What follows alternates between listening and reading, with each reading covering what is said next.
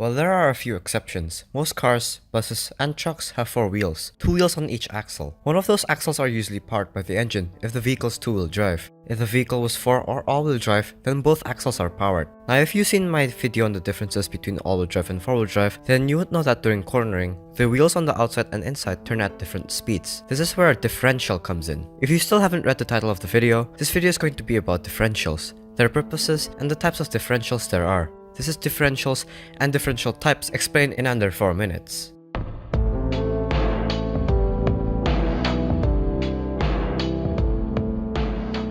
A differential has 2 output shafts on the left and right side and an input shaft on the front. The drive shaft is connected to the input shaft and in turn turns the gears in the differential. The differential allows the 2 wheels to spin at a different speed despite the input speed staying the same, and here's what it looks like in a real car.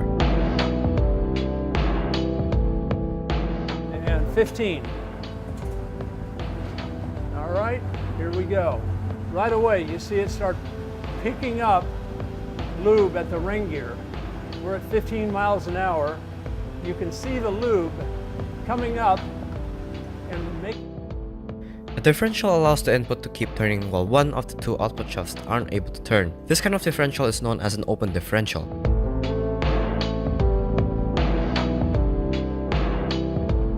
It allows the power from the input shaft to be transferred from an output shaft that can't spin to one that can. In an open differential, the power always tries to go through the easiest path of least resistance. Open differentials are the most common type of all, since it is the cheapest, easiest to make, and is seen throughout most city commuters.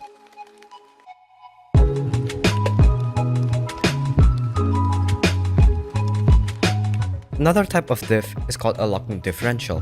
A locking differential acts like an open differential until a mechanical or electronic locker that locks the 2 output shafts together, causing them to act like a solid axle or like a welded differential.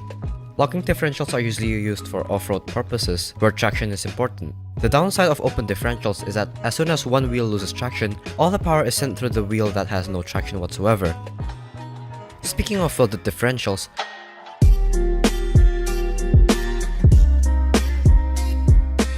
welded differentials are usually open differentials that have had the 2 output shafts welded together and act like a locked differential, except that in this case, the 2 output shafts are permanently locked and turn at the same speed all the time.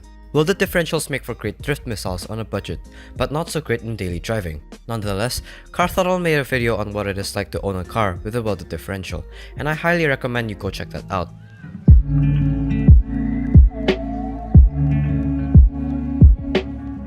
Lastly, the most commonly seen differentials seen in performance cars are limited slip differentials.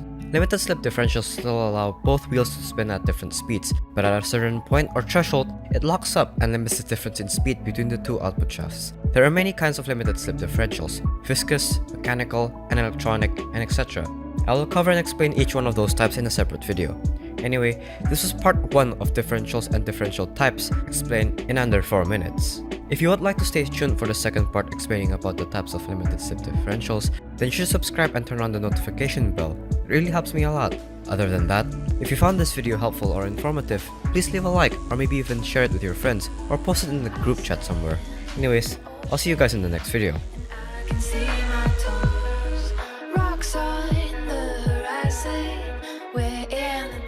Sharks creep, you stay in the ocean.